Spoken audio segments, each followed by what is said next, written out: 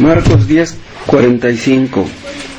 Porque el Hijo del Hombre no vino para ser servido, sino para servir,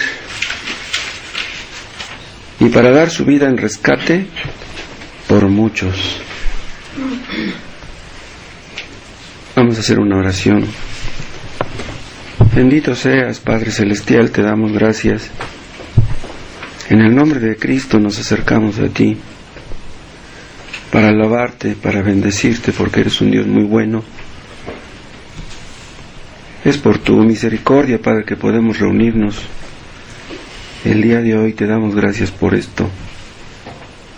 Te pedimos que hagas, Padre, que nuestra estancia aquí te glorifique, que lo que vamos a escuchar hoy sea de ayuda para todos.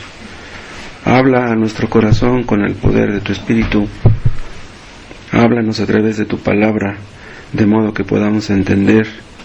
Danos tu gracia, Padre, para hacer tu voluntad, y no nos dejes andar en nuestros caminos de egoísmo, de mundanalidad, de soberbia. Ayúdanos a tener un espíritu como el de Cristo, que vino a servir. Líbranos, Padre, de estar nosotros esperando que nos sirvan. Enséñanos a servir, a servirte como tú mereces, y a ser útiles a nuestro prójimo. Te lo pedimos en el nombre de Jesús. Amén.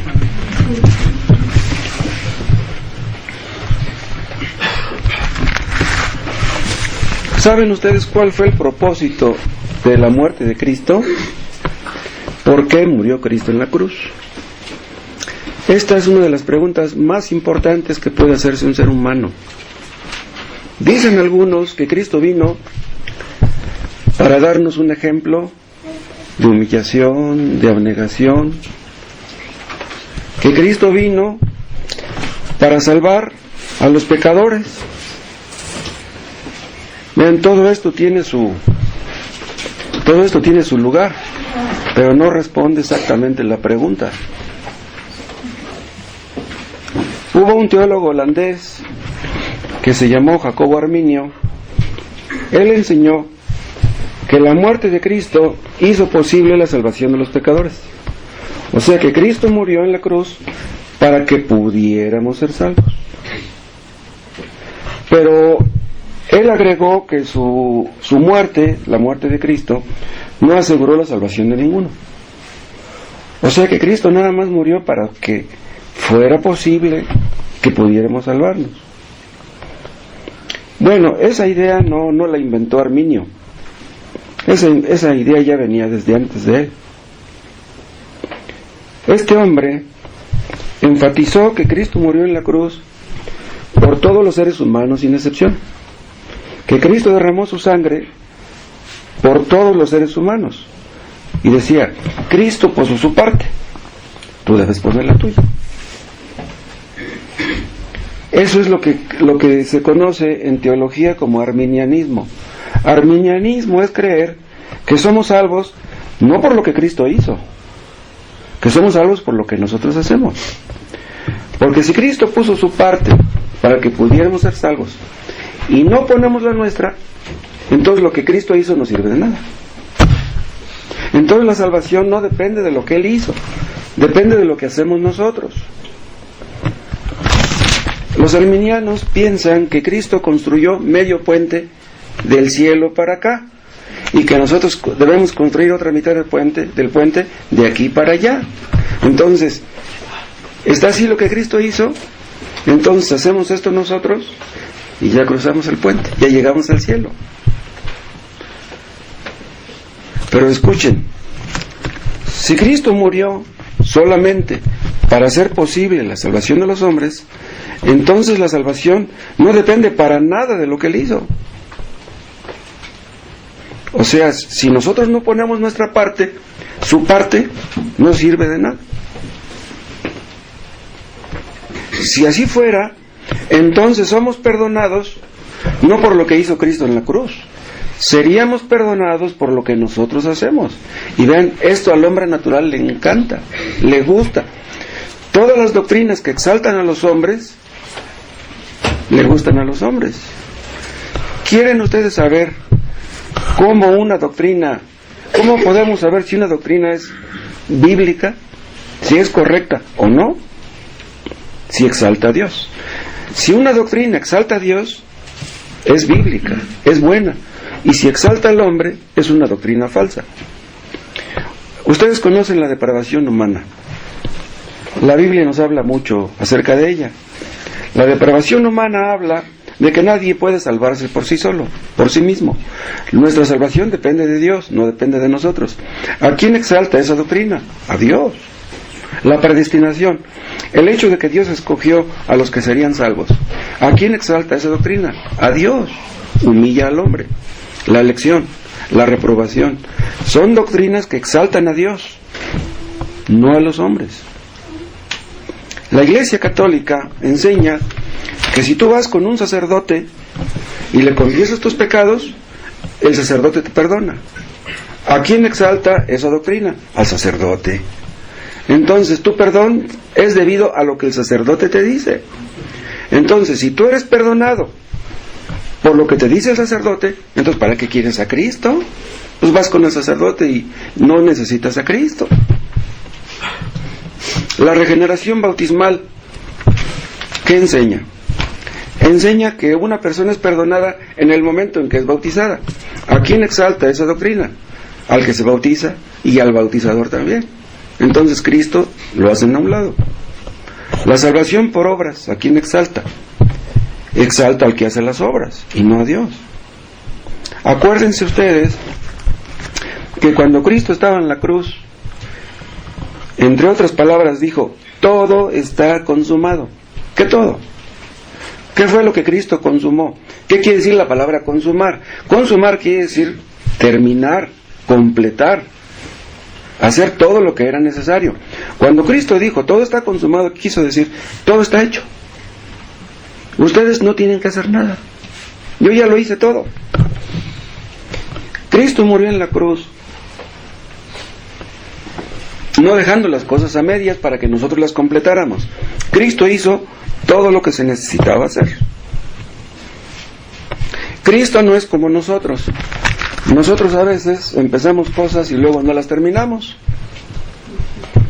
Pero Cristo no vino a eso. Cristo vino a empezar y a terminar. Cristo lo hizo todo. Vean Juan capítulo 4.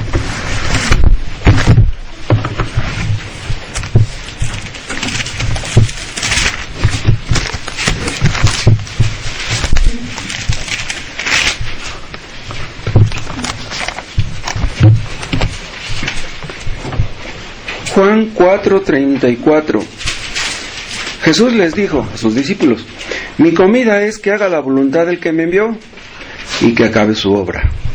¿A qué vino Cristo al mundo? A hacer una obra. ¿De quién era esa obra? Era del Padre. Y dice, mi comida es que haga la voluntad del que me envió y que acabe su obra. ¿No la acabó? Entonces Cristo vino a empezarla y dice, bueno, pues no pude terminarla. La terminación depende de ustedes. No, Cristo vino a hacer una obra y la concluyó. Cristo no murió en la cruz para ver si nosotros le hacíamos el favor de creer en Él. Cristo no demanda por favor nuestra sumisión, nuestra obediencia. Cristo le exige. Si tú quieres arrepentirte de tus pecados, vas al cielo. ¿No quieres hacerlo? Te vas al infierno. Dios no te obliga a arrepentirte. Si tú quieres. Cristo no murió como dando palos de ciego para ver si le atinaba. No, Cristo sabía lo que hacía. Nosotros, repito, a veces empezamos ciertas cosas y luego, por algún motivo, no las terminamos. Pero Dios es sabio, Cristo es sabio, y Él conocía el fin desde el principio. Cristo sabía qué es lo que estaba haciendo en la cruz. Es más, desde mucho antes de que Cristo fuera a la cruz, Él ya sabía de qué iba a morir, a qué día iba a morir y a qué horas iba a morir. Cristo lo sabía todo. Todos aquellos que creen que la muerte de Cristo solamente hizo posible la salvación de los pecadores, no creen que Dios sea sabio, no creen que Dios sea todopoderoso, no creen en las consecuencias de la caída, no creen en el poder del pecado, etc.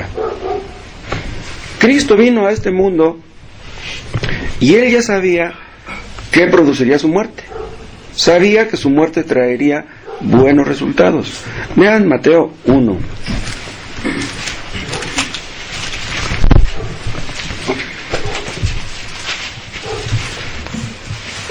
Vean lo que le dice el ángel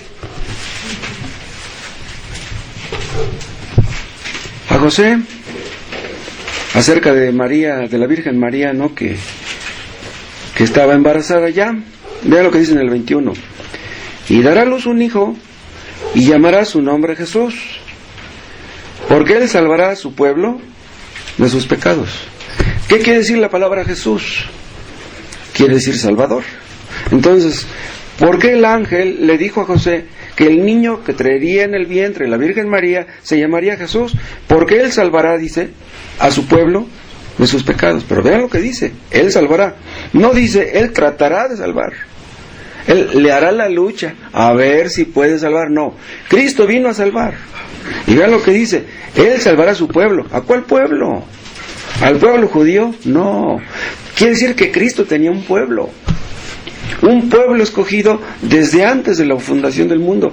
Aquí ya está dando a entender que Cristo moriría en la cruz para salvar a los escogidos, nada más.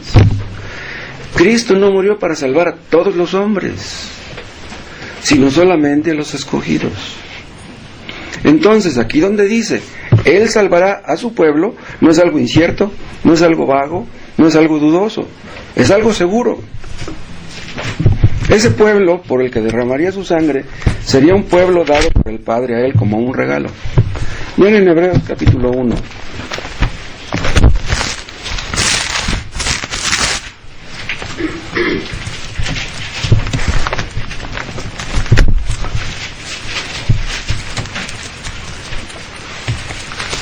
Aquí en el capítulo 1 de Hebreos, está hablando de Cristo. En el versículo 3, vean.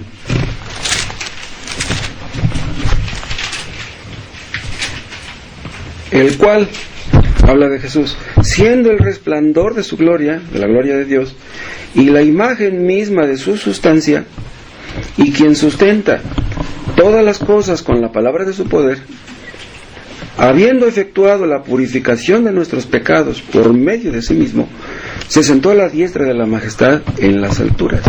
¿De qué está hablando aquí? De lo que Cristo logró en la cruz. Cristo murió, lo sepultaron, resucitó al tercer día y ascendió a los cielos.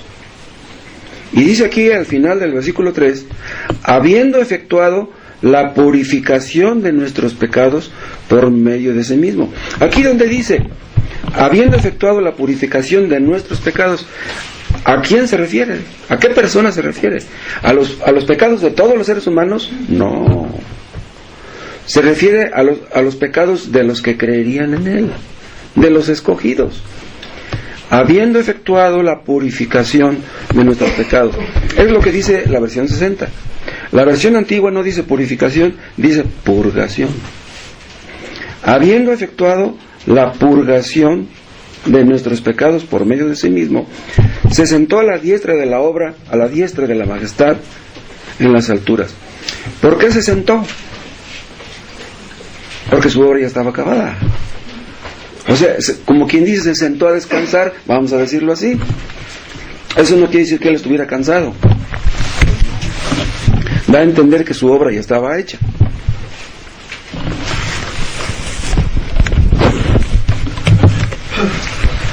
Entonces, si dice aquí el apóstol que Cristo efectuó la purgación de nuestros pecados, quiere decir que esto ya está hecho. Dice, habiendo efectuado, esto habla del tiempo pasado.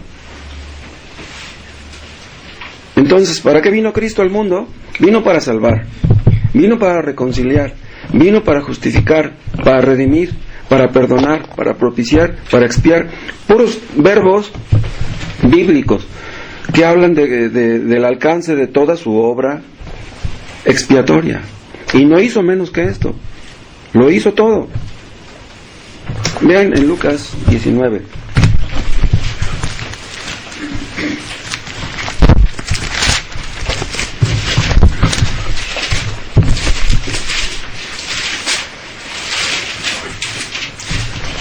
Cristo va a predicar ahí en En Jericó, y se acuerdan de la historia que Zaqueo se entera que va a pasar Jesús, tiene curiosidad, había un gentío, pero se subió a un árbol para ver a Jesús. Dice 19:8. Entonces Zaqueo, puesto en pie, dijo al Señor: He aquí, Señor, a la mitad de mis bienes doy a los pobres, y si en algo he defraudado a alguno, se lo devuelvo cuadruplicado. Bien, esto era una muestra de su sinceridad. Zaqueo era salvo. Jesús le dijo: Hoy ha venido la salvación a esta casa, por cuanto él también es hijo de Abraham. Quiere decir, es hijo de Abraham por la fe. Y vean el 10, porque el Hijo del Hombre vino a buscar y a salvar lo que se había perdido. ¿A qué vino Cristo al mundo? A buscar y a salvar lo que se había perdido. Esto, si lo aplicamos a Zaqueo, quiere decir que Cristo pasó allá a Jericó buscando a Zaqueo. Él fue a Jericó a buscar y a salvar a Zaqueo. ¿De qué hubiera servido que lo hubiera ido a buscar y no lo hubiera ido a salvar? No, fue a las dos cosas. Cuando Dios busca a una persona, la encuentra y la salva. Zaqueo estaba arriba de un árbol. ¿Era el único que estaba en el árbol? Yo creo que no, habría algún otro muchacho también. Pero el escogido era Zaqueo. Y eso que hizo con Zaqueo, lo hace con todos los escogidos. Hubo un tiempo cuando nosotros no creíamos en Dios. Hubo un tiempo cuando andábamos en el vicio, en el mundo, en los rencores, en el egoísmo, en las malas palabras. Pero Cristo nos buscó, nos encontró y nos salvó. Esto lo hace con todos los escogidos, lo que hizo con la samaritana. La fue a buscar a Samaria, la encontró y la salvó. Entonces vean todo lo que dice nuestro texto. Vuelvan otra vez a Marcos.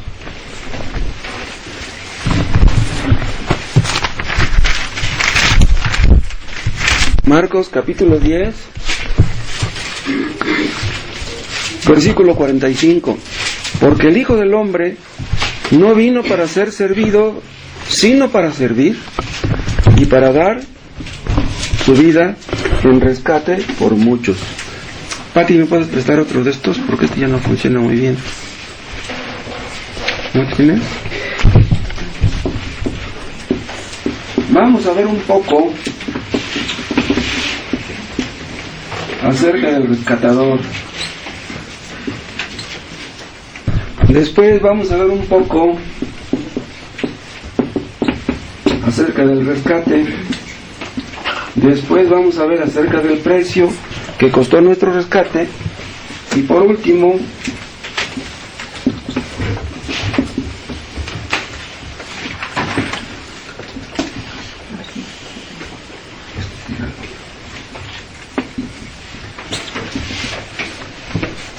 vean, en primer lugar vamos a ver algo acerca del rescatador. Cristo vino, dice, a dar su vida en rescate por muchos. El rescatador, el rescate, el precio del rescate y quiénes son los rescatados. Vean, vamos a ver primeramente que este rescatador vino al mundo voluntariamente. Cristo vino al mundo, se humilló, se hizo hombre, vino a nacer siendo pobre. Sus padres de Jesús eran pobres. Él nunca fue rico, nunca tuvo una casa propia, ¿sí? Nunca tuvo ni siquiera un carro, un burro de los de aquel tiempo, nunca compró nada. Cristo vino al mundo porque quiso. Él no estaba obligado a hacerlo. ¿Se acuerdan ustedes de Satanás? ¿Por qué fue echado del paraíso? ¿Por qué fue echado del cielo? Por su soberbia. Satanás no quiso servir. Satanás quiso ser servido. Pero Cristo vino al mundo para servir. Cuando Cristo nació, ¿se acuerdan que veíamos hace poquito algún tema navideño en días pasados? Es sorprendente que estando ahí en un pesebre, aquel niño pequeñito era el creador del mundo, del universo. El creador del universo se convirtió en hombre. Se hizo un niño como todos los niños. El hecho de que un niño venga al mundo, pues no es sorprendente, porque pues todos los días nacen niños. Estamos acostumbrados a ver niños que nacen. Pero cuando el niño Jesús nació, era un niño diferente a todos. Dios mismo se hizo hombre. Se metió en el vientre de la Virgen María y nació. ¿Cómo pueden ustedes entender eso? Los ángeles estaban sorprendidos. Los ángeles estaban viendo a aquel niñito ahí. ¿Se acuerdan que un poco antes de morir Cristo les lavó los pies a los discípulos? ¿Se acuerdan de eso? Que tomó un lavamanos y tomó una toalla y se la puso en el hombro y les lavó los pies a los discípulos. ¿Qué pensarían los ángeles cuando estaban viendo a Jesús lavarles los pies a los discípulos? Cristo vino a hacer la labor de un esclavo. Los esclavos de aquel tiempo eran los que lavaban los pies de la gente. Pero Cristo, siendo el Rey del universo, se humilló a lavar los pies de sus discípulos. Miren, Cristo sabía que Judas lo iba a traicionar, pues le lavó los pies a Judas. Los esclavos de aquel tiempo no tenían derechos, tenían puras obligaciones. No tenían sueldo, no tenían vacaciones. Comían lo que les daban. Y vino Cristo porque quiso. Ya sabía lo que le tiraba. Vean otra vez nuestro texto. Marcos 10, 45.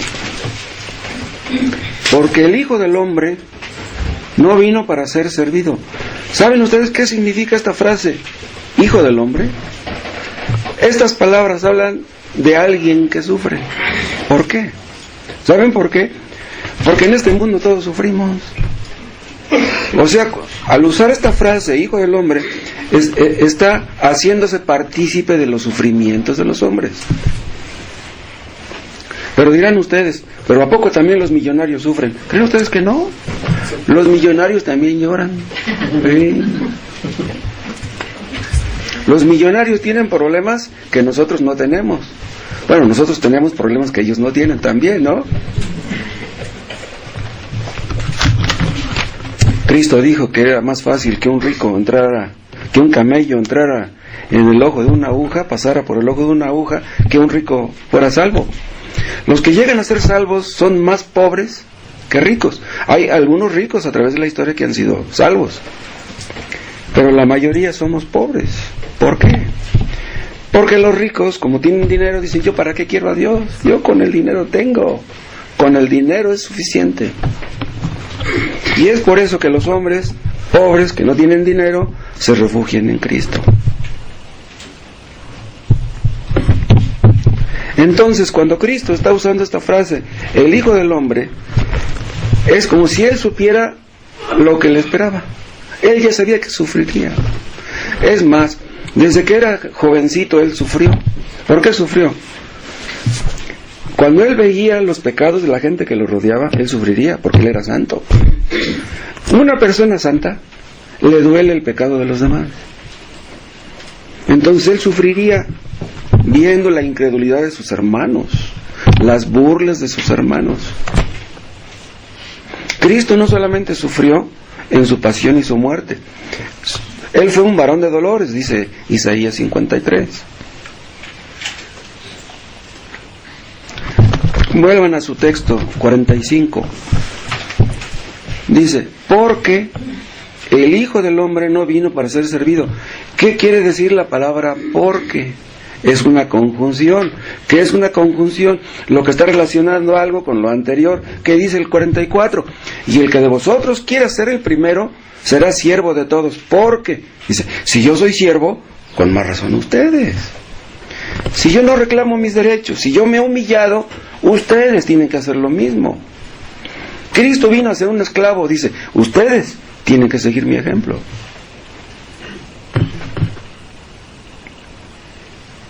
Cristo sufrió, pero Él no era culpable de nada. Cristo sufrió inmerecidamente, pero ¿saben una cosa? Cuando nosotros sufrimos, sí lo merecemos. Él sufrió y era el único que no merecía sufrir, pero todos nosotros lo merecemos. Hay algunas personas que chocan o que tienen un accidente, que están fracturados, que están en la cama en el hospital y dicen, ¿por qué esto me pasa a mí? Pobres, si supieran lo que merecen, ellos creen, pero no, yo no merezco esto. Cristo era el único que no merecía sufrir, pero sufrió. Cristo se humilló para venir al mundo a servirnos, pero bien, ¿quién era Él? Él era el creador del universo. Entonces, al enseñarnos a servir, al ponerse como ejemplo de servicio, quiere decir que nosotros debemos vivir para los demás y no para nosotros mismos. Los cristianos no podemos ser egoístas. ¿Cuál fue el propósito de que Cristo viniera? Porque el Hijo del Hombre no vino para ser servido, sino para servir y para dar su vida en rescate por muchos. Vean esta palabra, rescate. Cristo vino para rescatarnos. Pero alguien dirá, pero ¿de qué me rescatan a mí? Si un hombre se está ahogando en el lago, pues necesita que lo rescaten. Dicen, pues yo no me estoy ahogando, ¿yo de qué necesito que me rescaten?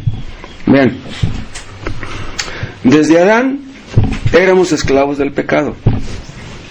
Entonces, era necesario que Cristo viniera al mundo para que nos librara del dominio, del poder del pecado y de Satanás. Entonces, Cristo vino para librarnos de Satanás, del dominio del pecado. Éramos esclavos del pecado. Terribles cadenas nos ataban. ¿Tú crees que es fácil dejar el pecado? A ver, inténtalo. Si tú crees que es fácil dejar de pecar, hazlo. Vean esta palabra rescate. Esta palabra rescate es la palabra griega que dice lutrón. ¿Saben qué cosa es lutrón? Era el precio que se pagaba por rescatar a un esclavo. Esclavos que no podían librarse a sí mismos. Los peores esclavos. Entonces, ¿qué estoy diciendo? Cristo murió en la cruz para dar su vida en sacrificio, para pagar el rescate de todos aquellos que no podemos rescatarnos a nosotros mismos. Entonces, Cristo paga el rescate y la pena debida a nuestro pecado ya no tenemos que pagarla. Cristo ya pagó. Si ustedes creen en eso y confían en Él, ustedes ya no pagarán por sus pecados.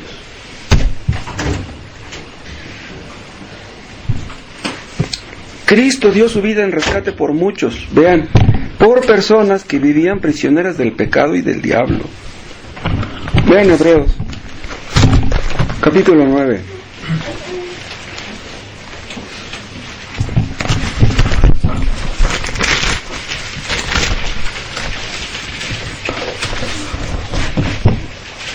Vean 9:28. ¿Ya lo encontraron? Así también Cristo fue ofrecido una sola vez para llevar los pecados de muchos. Vean lo que dice. Cristo fue ofrecido una sola vez para llevar los pecados de muchos. ¿Qué quiere decir la palabra llevar? Hay otras traducciones. Hay una traducción que dice para quitar. O sea, Cristo fue ofrecido una sola vez para quitar los pecados. Hay otra traducción que dice que Cristo fue ofrecido para agotar los pecados de muchos. Las tres traducciones son buenas. Entonces, Cristo murió y llevó nuestros pecados. Los quitó. ¿Qué quiere decir esto? ¿Que ya no somos pecadores? Sí. Todavía pecamos. Pero entonces, ¿es una contradicción? Si estamos leyendo que Cristo llevó nuestros pecados, ¿no es cierto? Sí, claro que es cierto. Cristo los llevó, ya pagó por nuestros pecados. Ya no vamos a pagar por ellos. Si tú crees esto, que Cristo murió por tus pecados, y tú te arrepientes de tus pecados, te vas a dar cuenta que Él te los llevó, y que ya jamás te va a cobrar por ellos, porque Cristo ya pagó. Los creyentes verdaderos ya no son dominados por el pecado, ya no practican el pecado, dice 1 Juan 3. Sí, los cristianos seguimos siendo pecadores, pero ya no pecamos como pecábamos antes. Ya no amamos el pecado, porque Cristo nos ha librado del dominio del pecado. Cristo no solamente pagó, sino que nos libró del dominio del pecado. Por eso dice en Romanos 6, el pecado no se enseñoreará de vosotros. El pecado ya no los va a dominar. El pecado ya no domina a un creyente, ya no lo controla. Bien, hay personas que empiezan a pecar desde el momento que despiertan. Están pensando, ¿a dónde iré? ¿A quién voy a robar? ¿Con quién voy a tomar? ¿A quién le voy a pedir prestado y después no lo voy a pagar? ¿Qué voy a hacer? ¿Qué maldades voy a hacer hoy? Hay personas que todo el día están pensando maldades. Un creyente no es así. Un creyente está pensando, ¿a quién le ayudaré? ¿A quién apoyaré? ¿A quién le haré un bien? ¿A quién voy a evangelizar? ¿A quién le voy a regalar una Biblia? ¿Por quién voy a orar? Hay mucha diferencia entre un cristiano y un hipócrita. Entonces, si tú crees que Cristo es tu Redentor, tendrás que demostrarlo de esta manera. Ahora vean ustedes el precio del rescate. Ya vimos que Cristo es el rescatador. ¿Cuál es el rescate? Es la sangre de Cristo. Ahora vamos a ver el precio. ¿Cuál fue el precio del rescate? La vida de Cristo. Cristo tuvo que morir. No olviden ustedes que el pecado es visto en la Biblia como una deuda. Por eso en el Padre Nuestro, Cristo enseñó a sus discípulos a decir, y perdónanos nuestras deudas como nosotros perdonamos a nuestros deudores. Y la deuda que nosotros teníamos era una deuda imposible de pagar. ¿Cómo le vamos a pagar a Dios lo que le debemos? Hay personas que suelen hacer un inventario de sus pecados. Eso es lo que enseñan en Alcohólicos Anónimos. Acuérdate de todos tus pecados, mira, escríbelos. Y agarran en un papel y se ponen a escribir, no, pues yo hice esto y esto y esto. Y ahí están escribiendo todas las travesuras que hicieron desde que tenían uso de razón. Pero hay muchísimos pecados que cometimos que ni nos acordamos. Millones de pecados. Una persona puede cometer miles de pecados en un día. Imagínense en toda una vida. ¡Wow! ¿Cómo le vamos a pagar a Dios lo que le debemos? El pecado es una deuda imposible de pagar. El pecado es una deuda infinita. ¿Entienden ustedes por qué el infierno es infinito? El infierno no tendrá fin. ¿Por qué? Porque el pecado es una deuda infinita. Nunca vas a poder pagar. Supongamos que Carlos Slim se muere y que le dijera a sus difuntos, a sus deudos, ¿saben qué? Cuando yo me muera, quiero que me metan todos mis millones en el ataúd, si caben, y que se los pudiera llevar allá al cielo. Que le dijera a Dios, oye Dios, te doy todos estos millones para que me perdones. No, ¿para qué quiero dinero? Le va a decir Dios, yo soy el dueño de todo. Por eso los que están en el infierno nunca saldrán, porque nunca podrán pagar. ¿Cómo le harían para pagar? Si tú no puedes pagar estando vivo, mucho menos después de que mueras. Vean en Éxodo, capítulo 6.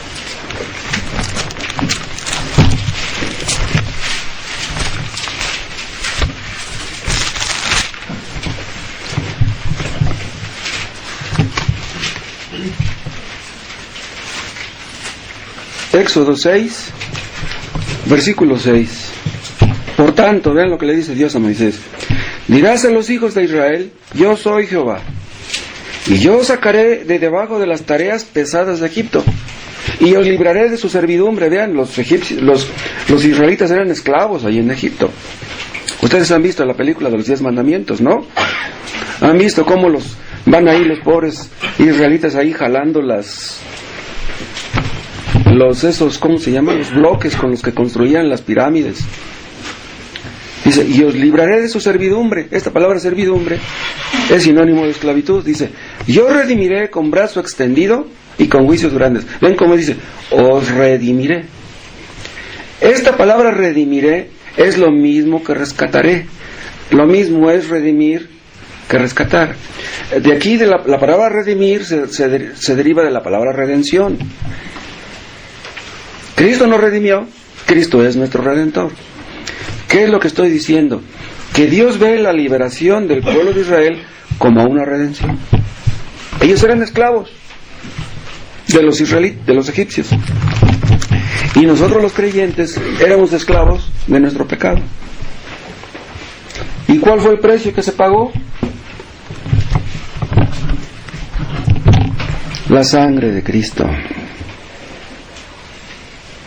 ¿Qué clase de poder se necesitaba, díganme ustedes, para sacar a los israelitas de Egipto? ¿Qué clase de poder? Era imposible. Humanamente era imposible que pudieran salir de ahí los israelitas. Dios tuvo que hacer muchos milagros para sacarlos.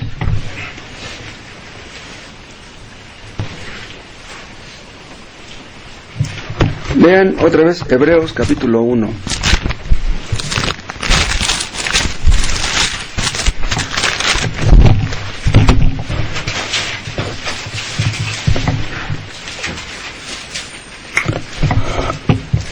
Es el mismo versículo que leímos hace rato. Vean, no al empezar, sino ya casi para terminar el versículo 3. Habiendo efectuado la purificación, ya les comenté que esta palabra purificación en la versión antigua quiere decir purgación. Bien, la Iglesia Católica inventó la teoría del purgatorio. Según la Iglesia Católica, ¿qué es el purgatorio? El purgatorio es un lugar donde las personas que mueran en pecado venial van a purgar sus pecados. Entonces, ya después de muchos años que tú pagaste muchas misas, mucho dinero por los difuntos que están en el purgatorio, entonces ya Dios los saca, ya pagaron, sáquenlos de ahí, órale. ¿Qué quiere decir esto? Entonces, que ellos van a purgar por sus pecados en el purgatorio. ¿Qué quiere decir esto? Que la Iglesia Católica no cree que Cristo purgó nuestros pecados y que tendríamos que purgarlos nosotros. Esa es una herejía, esa es una blasfemia, eso es falso. El purgatorio es puro vil cuento. Si Cristo ya pagó, un cristiano que cree en eso va directamente al cielo, nada de purgatorio, y los que mueren en pecado van directamente al infierno. No hay más que dos lugares, infierno y cielo. Los que van al cielo porque Cristo purgó nuestros pecados, ya pagó por ellos, ya nos limpió con su sangre preciosa. Miren Mateo 5.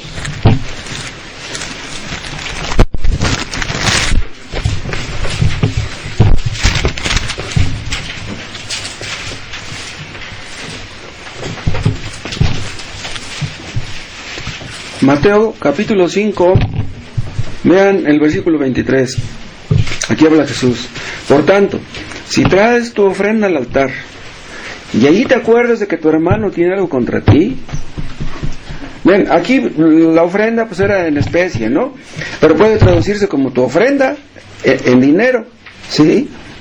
Si traes tu ofrenda al altar o al templo y ahí te acuerdas de que tu hermano tiene algo contra ti, o sea que están enemistados contigo, estaban peleados, deja ahí tu ofrenda delante del altar y anda, reconcíliate primero con tu hermano y entonces ven y presenta tu ofrenda. ¿Qué quiere decir esto? Que si tú andas de rencoroso, si estás peleado con tus parientes, si le dejas de hablar a tu pareja y vas a la iglesia y quieres dar una ofrenda, Dios no acepta tu ofrenda. Dios no se fija en el dinero, Dios se fija en tu corazón. Estás peleado con tus semejantes, ve y reconcíliate con ellos. Ahora ven el 25. Ponte de acuerdo con tu adversario pronto. O sea, esa persona a la que le guardas rencor o que te guarda rencor. Ponte de acuerdo con tu adversario pronto, entre tanto que estás con él en el camino. O sea, mientras vives. No sea que el adversario te entregue al juez y el juez al alguacil y seas echado en la cárcel. Vean, aquí se refiere al infierno. El infierno es comparado a una cárcel de la cual nadie saldrá. Dice, de cierto te digo que no saldrás de ahí hasta que pagues el último cuadrante. ¿Saben qué cosa es cuadrante? Era una monedita muy pequeñita, la más pequeña. No vas a salir del infierno hasta que pagues la última monedita que debes de tu deuda. ¿Y cuándo va a ser eso? Nunca. Los que están en el infierno no podrán pagar nunca.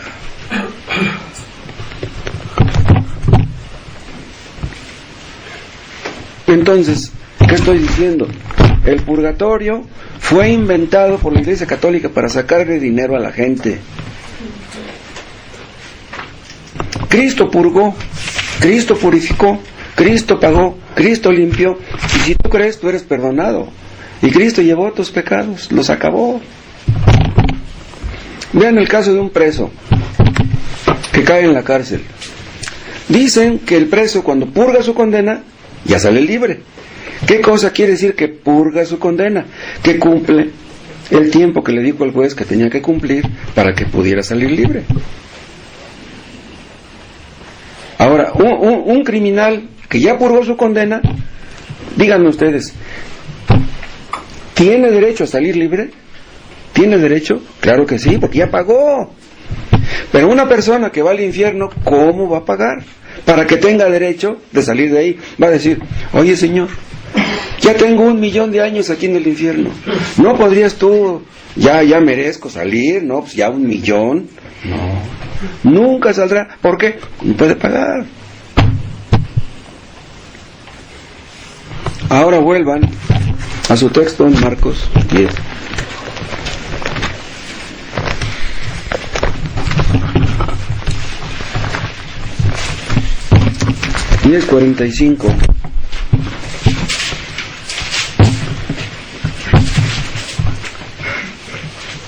Porque el Hijo del Hombre no vino para ser servido, sino para servir, y para dar su vida en rescate por muchos. Bien, la palabra por, al final del versículo, en rescate por, quiere decir en lugar de. O sea, Cristo murió en lugar de muchos. Entonces, si Cristo murió en lugar mío, quiere decir que yo ya no voy a morir, porque Él ya murió. Esto habla, vean, de expiación vicaria. ¿Ustedes conocen esta palabra?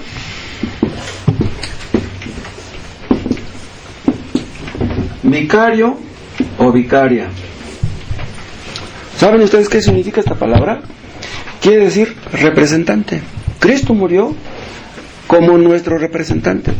Entonces, si Él me representó en la cruz, yo ya no voy a morir, ya no voy a pagar por mis pecados, porque Cristo ya pagó.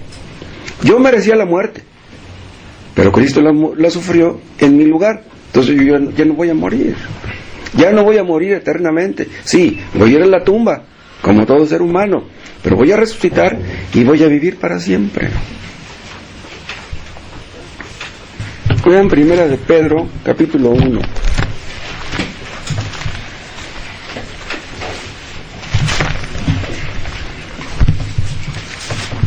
Primera de Pedro 1,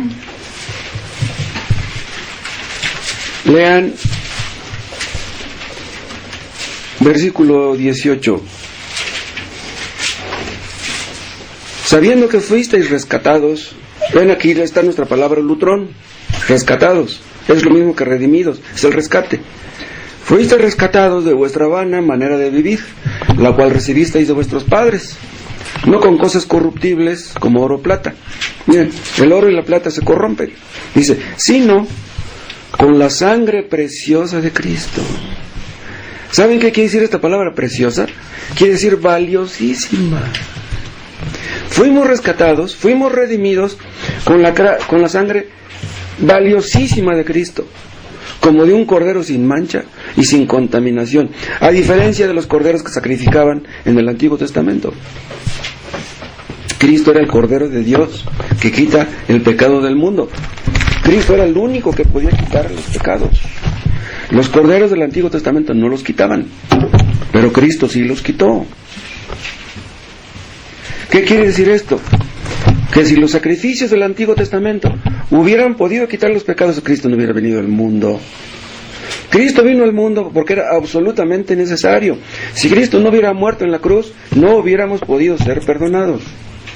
Entonces, Cristo, como Dios que era, Su sangre era valiosísima porque era una sangre infinita. Era la sangre de un Dios infinito, de una persona infinita. Entonces la sangre de Cristo puede perdonarnos, y no duden de que lo hace.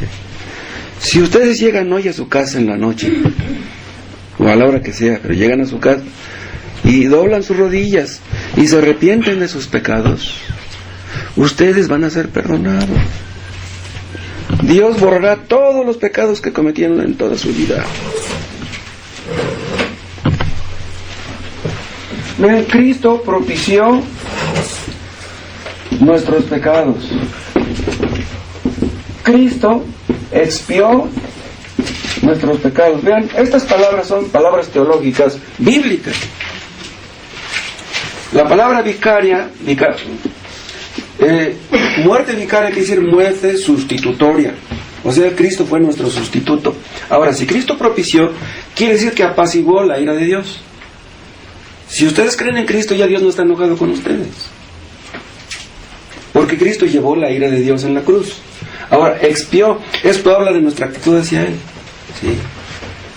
O sea, propició habla respecto de Dios, y la palabra expió habla respecto de nosotros. Entonces Cristo hizo todo esto. Es porque Cristo expió que ya no somos enemigos de Dios. No solamente pagó por nosotros, por nuestros pecados, sino que ya no somos enemigos. Vean, esto es muy importante. Esta palabra expiación es muy importante. Vamos a suponer, por ejemplo, que mi hijo tiene una deuda y me llego a enterar. ¿Cómo siente un padre cuando ve que un hijo debe mucho dinero? Se siente mal. Hijo, ¿pero qué pasa contigo? ¿Cómo fuiste a pedir dinero prestado y me lo ocultaste? ¿Ahora qué voy a hacer? Supongamos que este padre tiene mucho dinero y va con la persona y le dice: oiga, ¿cuánto le debe mi hijo? Pues me debe 20,000 pesos. Saca y se los paga. Dice: aquí está. Ya mi hijo ya no te debe nada. Entonces regresa el papá con el hijo y le dice: hijo, ya pagué tu deuda, pero ¿sabes qué? Estoy molesto contigo. Estoy enojado. Ya no se los debes a esa persona, pero me los tienes que pagar a mí. Y si no me los pagas, mira, mejor ni me hables. Así es que tú sabes. Cristo no hizo eso.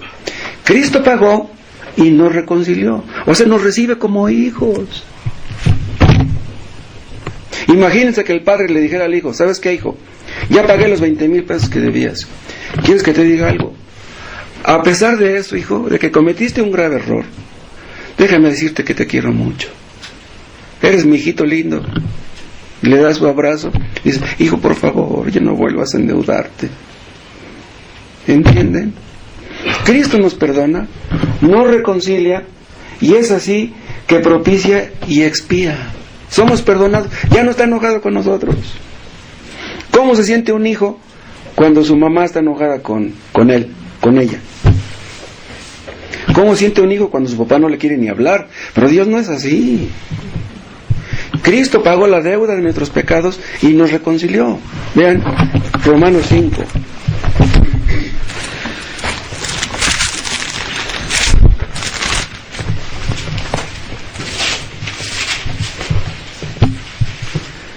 Romanos 5:10.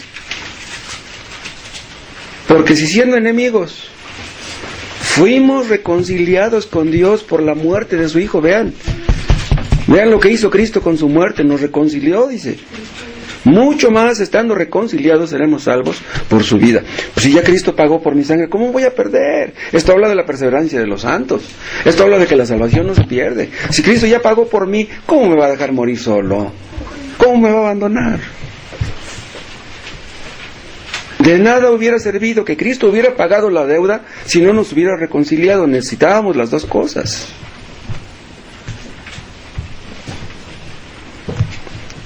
Vamos a suponer que yo encuentro a un drogadicto en la calle y que yo le dijera: oye, Cristo derramó su sangre por ti. ¿Le serviría de algo? ¿Le serviría de algo eso? No lo creería. Se reiría de mí. Me diría: Cristo murió por mí, derramó su sangre por mí. Bueno, pues dispárame para comprarme una mona. ¿De qué le serviría a un inconverso que le dijéramos, Cristo te ama, Cristo derramó su sangre por ti? Eso no le serviría de nada. Ahora ven ustedes en cuarto lugar, ¿quiénes son los rescatados? ¿Qué dice nuestro texto? Cristo vino a dar su vida en rescate, dice, por muchos. Cristo derramó su sangre no por todos los hombres, nada más por los escogidos, aquellos por quienes derramaría su sangre. Cristo no pagó la deuda de todos los pecados. Cristo pagó la deuda de los que creerían en Él, nada más. Entonces, yo puedo decirte que Cristo derramó su sangre por ti si tú crees en Él, si no, no te lo puedo decir. No tiene sentido decirle a un inconverso, Cristo derramó su sangre por ti. Si Cristo pagó por todos, si Cristo derramó su sangre por todos, entonces ya nadie debe nada. Entonces todos tenemos que ir al cielo. Llegaremos al cielo y le diremos a Dios, oye Dios, ¿cómo me vas a mandar al infierno? Si Cristo derramó su sangre por mí. ¿Qué me diría Dios? Eso es lo que tú dices, que derramó su sangre por ti, pero nunca lo demostraste.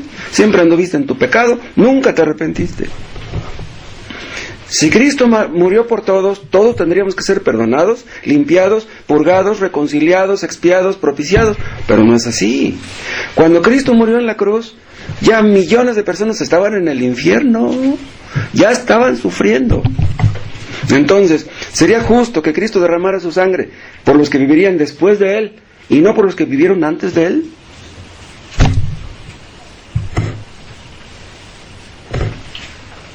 Cuando Cristo murió en la cruz, lo hizo por personas concretas, por personas definidas, por personas específicas. ¿Quiénes? Los que creerían en Él. Vean Isaías 53.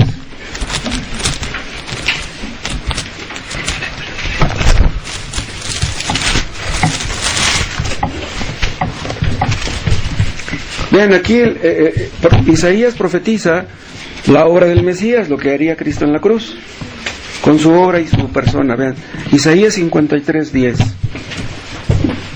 Vean el 9. Y se dispuso con los impíos su sepultura. Cristo murió junto con 2 ladrones, mas con los ricos fue en su muerte. Fue sepultado en una tumba de un rico, aunque nunca hizo maldad ni hubo engaño en su boca. ¿Por qué murió? Él no hizo pecado. Dice, con todo esto, o sea, a pesar de que nunca hizo maldad, a pesar de que nunca hubo engaño en su boca, con todo eso, Jehová quiso quebrantarlo, sujetándole a padecimiento. ¿Por qué sufrió Cristo? Porque Dios quiso. Cuando haya puesto su vida en expiación, vean la palabra que acabo de apuntar en el pizarrón, cuando haya puesto su vida en expiación por el pecado, verá linaje. ¿Qué quiere decir verá linaje? Verá descendencia. Cristo conocía esta profecía. Esto se escribió 800 años antes de Cristo, 700 años antes de Cristo. Cristo ya sabía que Él iba a morir en la cruz y lo que lograría con su muerte. Por eso dice, verá linaje. Dice, vivirá por largos días, o sea, eternamente, y la voluntad de Jehová será en su mano prosperada. ¿A qué vino Cristo al mundo? A hacer la voluntad de Jehová. Verá el fruto de la aflicción de su alma. ¿Cuál sería el fruto? Que muchos millones serían salvos. Cuando Cristo estaba muriendo en la cruz, Él pensaba, millones de personas creerán en mí y se salvarán. Y dice, y quedará satisfecho. Dice, yo ya pagué. A Él no le importaba sufrir, porque sabía que su sufrimiento tendría grandes beneficios para la humanidad.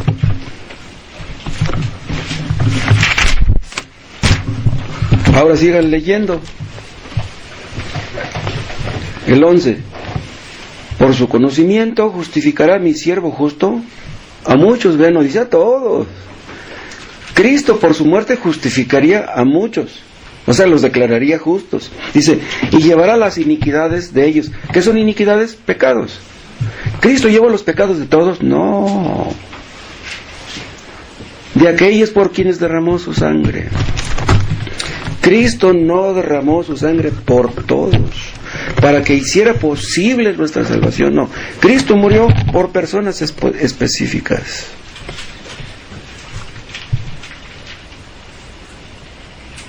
Vean Juan 10.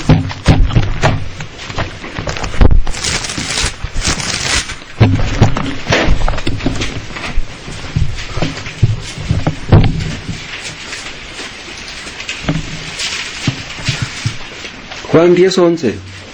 Aquí habla Jesús diciendo: yo soy el buen pastor. El buen pastor su vida da por las ovejas. Vean lo que dice aquí. Un buen pastor da su vida por las ovejas, sus ovejas. Un buen pastor no va a dar su vida por las ovejas de otro. ¿Me entienden? Yo doy mi vida por mis ovejas. O sea, Cristo tenía unas ovejas y dio su vida por esas ovejas. No dio su vida por los cabritos. Hay mucha diferencia entre un cabrito y una oveja. La oveja es mansita, el cabrito te da de topes. ¿Sí? Cristo no murió por los cabritos. Cristo murió por las ovejas, sus ovejas. Entonces, ¿por qué se llama la redención limitada a nuestro tema? Porque la redención que Cristo efectuó estaba limitada a los escogidos. No era una redención para todos. Cristo mismo limitó su redención. Dicen algunos que nosotros limitamos la eficacia de la sangre de Cristo. No, vean, la sangre de Cristo es eficaz para salvar a todos. Si Cristo hubiera querido salvar a todos, nos hubiera salvado a todos. Pero Cristo, cuando murió en la cruz, ya sabía que muchos irían al infierno. ¿Quiénes? Los que no creyeran en Él. Si tú no crees en Cristo, tú no irás al cielo. Si tú no quieres creer en Cristo ni obedecerle, Cristo no murió por ti. Tendrás que sufrir eternamente.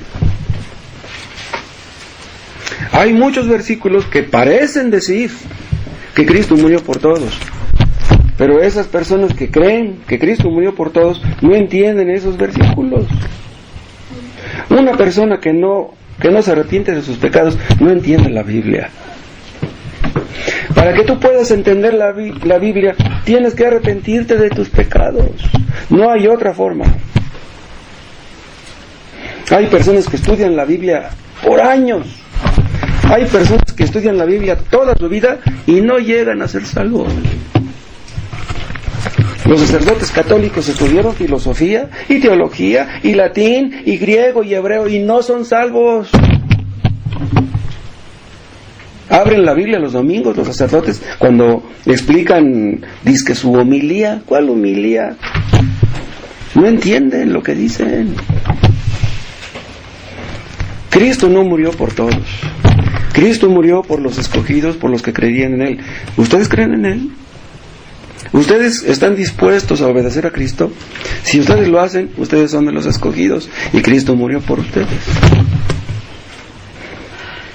Si ustedes creen realmente que Cristo murió por ustedes y se arrepienten, ustedes son perdonados y tienen motivos de sobra para reír, para cantar, para bailar, para ser felices. La felicidad verdadera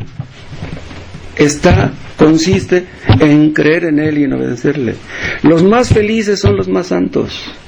Todos aquellos que quieren andar en su pecado no pueden ser felices. Es imposible. Vamos a orar. Padre, te damos gracias por tu palabra.